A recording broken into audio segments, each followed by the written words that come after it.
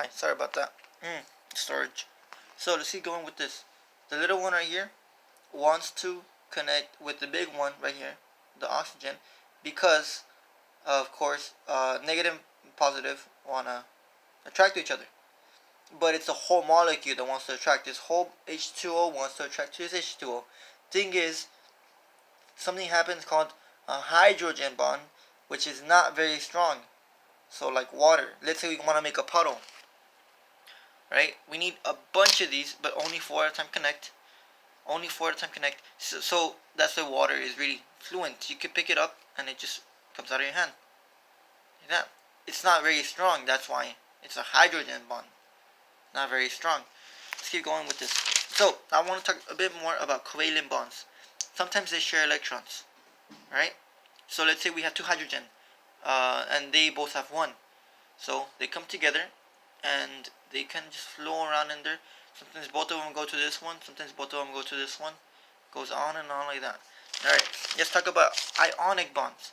Ionic bonding is basically the same thing as polar covalent.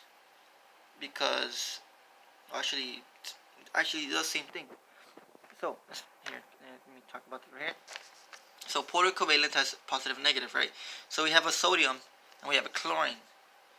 Right? So, one more electron and chlorine will be full. So, it gets it from the sodium.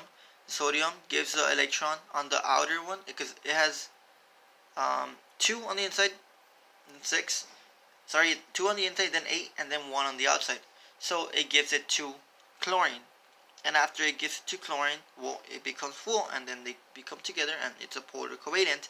So sodium becomes positive, chlorine becomes negative because, again, it's surrounded by negativity, right? Negative people, negative you.